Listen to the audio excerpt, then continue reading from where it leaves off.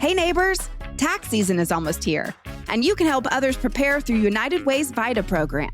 VITA is recruiting volunteers to help provide free, high-quality tax preparation to low to moderate income families, helping them maximize their refunds and save on filing fees.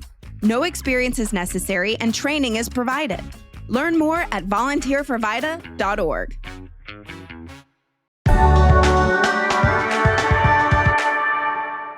Today on CityCast Nashville, I'm speaking with Robbie Barbieri, an advocate working to improve the lives of Tennesseans with disabilities across the state. After a car accident 2 years ago left him paralyzed from the shoulders down, Robbie turned his personal journey into a mission to help others. This year, he played a key role in passing the TennCare for Working Adults with Disabilities Act, a groundbreaking bill allowing Tennesseans with disabilities to access Medicaid services. And now that Nashville voters have passed the transit referendum, it's time to look at the system we have and how to make sure it benefits everyone. So we're so happy to have Robbie here with us today to discuss the state of accessibility in Nashville and learn more about his advocacy work and his nonprofit, Music City Wheels. It's Tuesday, December 10th. I'm your host, Marie Cecile Anderson, and this is what Nashville's talking about. We've received quite a bit of feedback from listeners leading up to the election about how the transit referendum would benefit disabled riders. Now that it's passed, can you give us your perspective on it? This is something that I'm really excited about. I've been injured for 2.5 years, but in that time, I've grown to know a little of the limitations for disability transport in our city. What I'm really excited for is they are going to dedicate, I think it was $250 million just for accessible features. I know right now we go as the prevailing service, and I think I was reading they're going to put over 1,200 bus stops within the next 3 years that are ADA compliant. So I am very excited. As someone that lives outside of Davidson County, I haven't been able to utilize our public transit system as much. I know in Williamson County, there's not a dedicated trolley service or bus service for ADA, but just like by hearing the language of how they're going to expand things and they're going to improve access ride and infrastructure, like I am very excited. Well, that was something that I had questions about because there seems to be, even for able-bodied people, lots of barriers to get to the bus stops. I mean, we'd make that joke of like, where do the sidewalks end? They end in Nashville. So we have, right out front my house too. It's just like a block of sidewalk and it just ends on both sides. And then our crosswalks aren't clearly lit or labeled. Thankfully for the transit referendum, we're hoping that a lot of these things are going to be changing. But can people who are disabled even get to the bus stops? That's a great point. And I've lived at 3 properties over the last 10 years, and all 3 of them would be treacherous, if not impossible, to get to a bus stop. This is an important issue because I think not a lot of people put themselves in the shoes of someone with a disability. Like even myself, I would have never thought about curbs, for example, that there's a lot of blocks where there's not even a ramp going up a curve, which means there could be a bus stop down the road, but I would have to travel 1 or 2 blocks the other direction just to get on the path. Currently, there's only 30% of sidewalks even have an ADA compliant ramp. So if we can shrink that number, I mean, that's a big thing. The other big aspect there is proximity to bus stops. I know right now they kind of market a widespread map for everyone, but even my friends that live towards the city, it's really kind of a bigger hassle than it would be to pay for a disability taxi. Like a lot of my friends are well within the Davidson County zone and they're opting for more expensive private transport. There's a lot of change that needs to happen. Mine's going everywhere right now, but it's the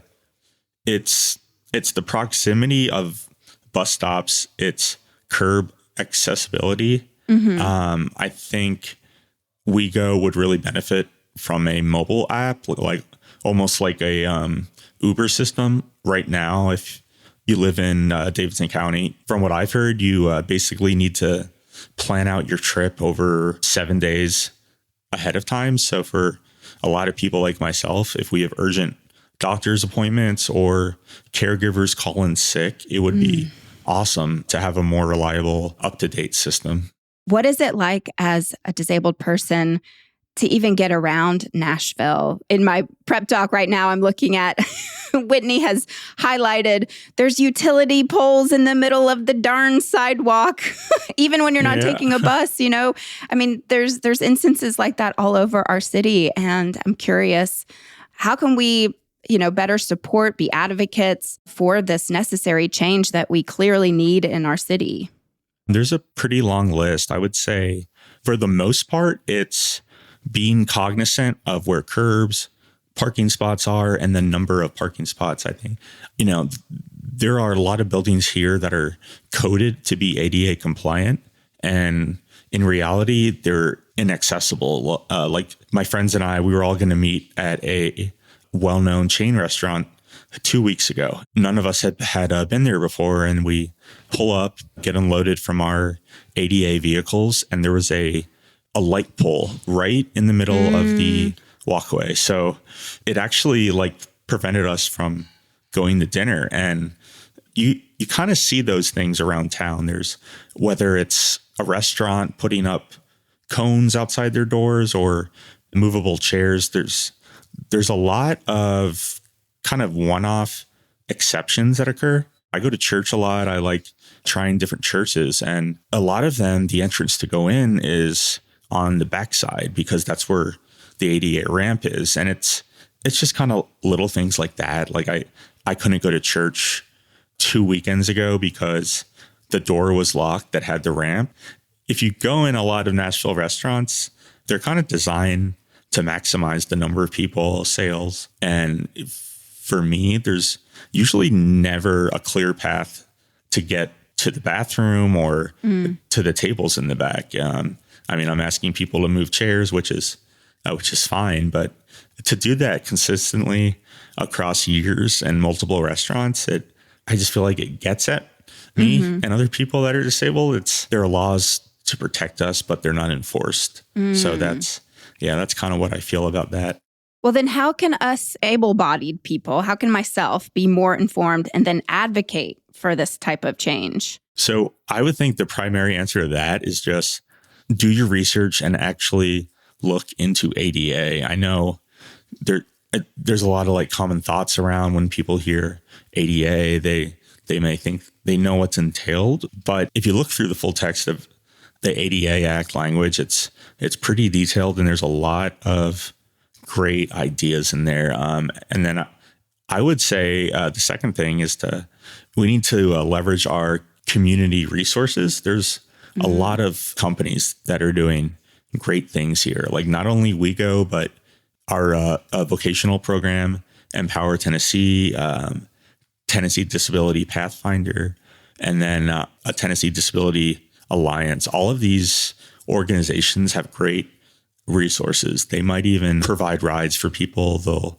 have lists of restaurants that are accessible. So I think it's also promoting those great organizations that are around us. And then I think the last part is people, from my experience, they see a disabled person and they probably wonder what happened, and they have a general curiosity. But what really helps me is when people kind of take an interest. If they actually come up to me and then talk to me, I think disabilities are sometimes just viewed as blemishes in our society. But I've connected with so many great people just out of curiosity. They'll come up to me and ask about my chair. And if we can just bridge that gap between able-bodied people and people with disabilities, that's what it's all about, I think. I just encourage everyone to at least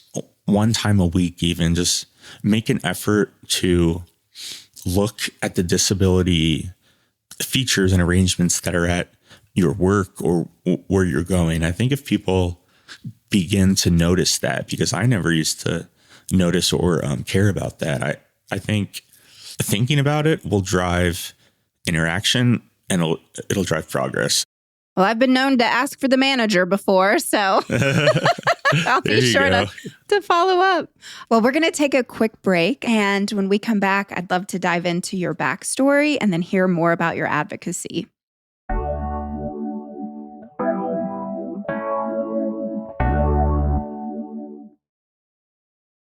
Robbie, I'd love to know if you would just briefly tell us a little bit about your backstory.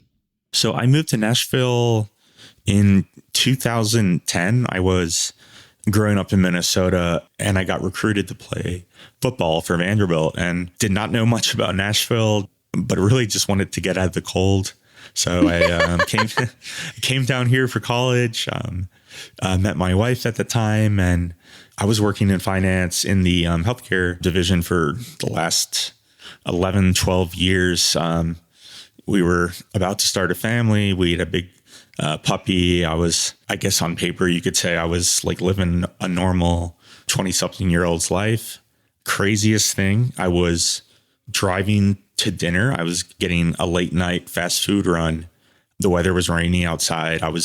Thankfully, I was the only one in the car. And what happened is I think I was hydroplaning. The car flipped off the road, hit a telephone pole just because I hit a patch of water. And I remember waking up in the hospital that night and the doctors were, asking me, they were saying, Robbie, can you move your toes? And I remember that moment explicitly. I looked down and nothing was moving. And I was at that point, I was like, oh man, this is going to be an adjustment. So that was 2.5 years ago. And, I tried to have an open mind. I went from that self-pity mode to being grateful that I'm alive and kicking now. And I kind of fell into the world of advocacy. I met some great people, great mentors. And these were people that were getting their law degrees and getting married and having kids all after they were paralyzed. So I really just fell in love with the advocacy community. I got involved in local groups and that kind of just transitioned into what I wanted to advocate for. And I'm sure we can get into that later, but that was another huge part of my life. And so thankful that we actually created change out of it. Yes, that leads straight into tell us about Music City Wheels and why you started it.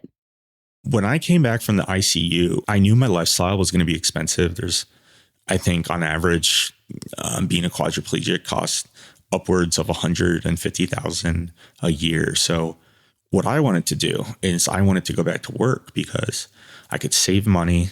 I could pay for my medical expenses and I could actually feel quote unquote normal again. And what happened is they told me if I wanted to be on Medicaid, which is a backbone for people with disabilities that need caregivers, I would have to earn basically zero income, not have any assets, and not be married. And it was not right. Like I would have buddies that are sacrificing their marriages and their jobs just so they can get on Medicaid. And I looked around the country and it was only Tennessee, Oklahoma, and a couple other places that had this restriction.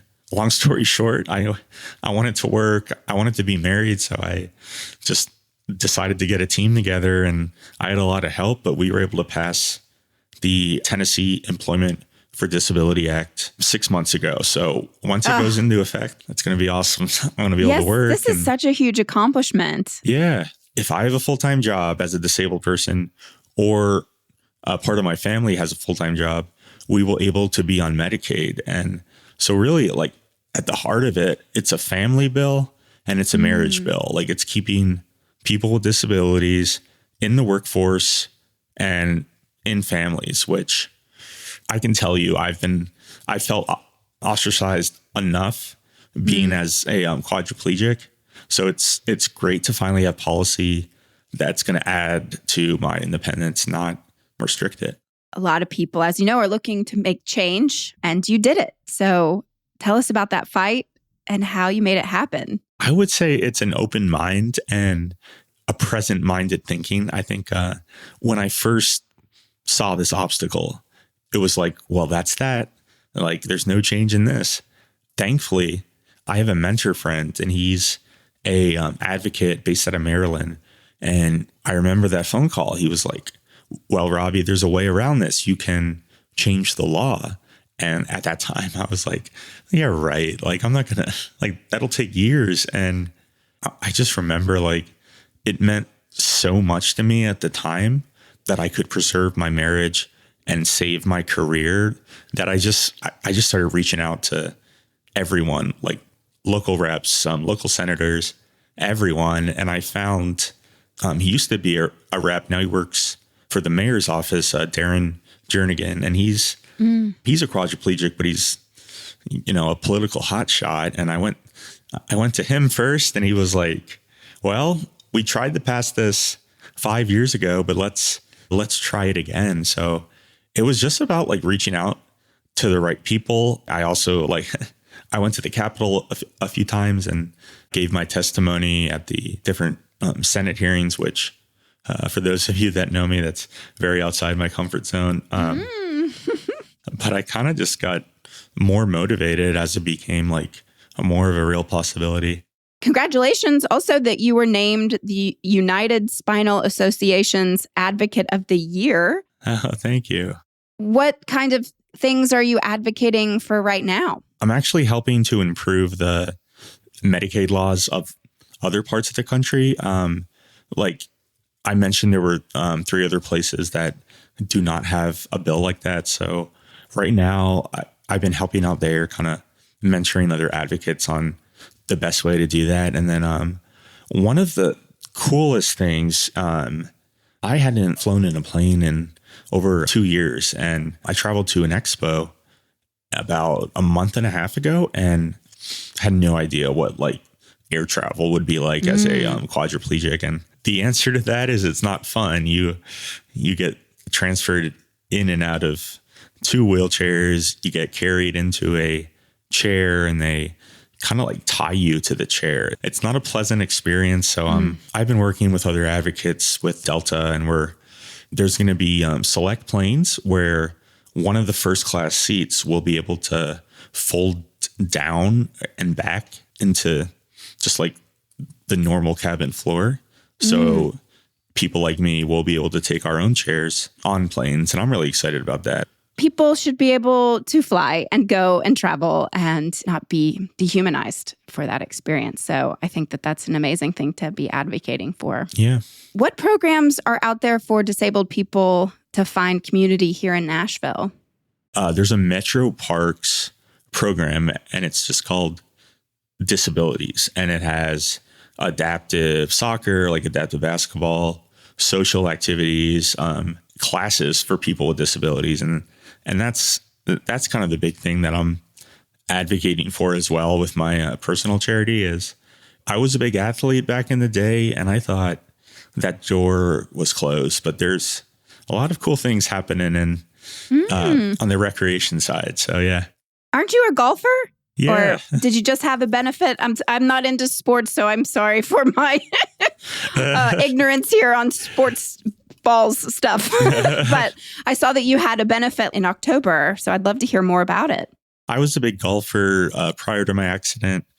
Would love going out on the weekends and getting outside. And I thought for a while, that wasn't an opportunity for me anymore. But I got introduced to this organization, and they make golf clubs that quadriplegics can use. There's a bunch of clubs they actually use a piston mechanism, kind of like you would see in a gun, but it's an empty round, and it lets people aim it. Like ideally I could aim it with my computer glasses or like movements of my head, and you basically aim the ball and you can pick the distance and you can like fire it, and it's surprisingly accurate. It almost feels like I'm playing a video game. So like I would play alongside my able-bodied friends. We'd go play 9 holes, and it was awesome. Like just being out there playing golf like I was before. It's pretty cool. That is amazing. I know that there's lots of golf courses here in Nashville since my dad played pretty much every day after he retired. So lots of places to play. And then, all right, for my very last question, knowing that you were a Vanderbilt football player, how are you feeling about the year that Vanderbilt is having? I've been a diehard Vandy fan for, over 15 years. Like, even amongst like former players, I'm always watching the games, even if we're losing by like 35 to Alabama. So this season has been awesome. I've had the pleasure to meet Coach Clark Lee, and what he's doing to the program is so cool. When we beat Alabama, I was like, I woke up the next 3 days and I was thinking, like, that was a dream, right? Like, so it's been awesome. Thank you so much again for being here today and making time for us. This is such a important conversation to share with our neighbors and community. So thank you. This was a blast, and you make it very easy. So yeah. That's all for today here on CityCast Nashville. If you enjoyed the show, why not tell a friend? Rate the show, leave us a review, and subscribe to our Hey Nashville newsletter. We'll be back tomorrow morning with more news from around the city. Toodles!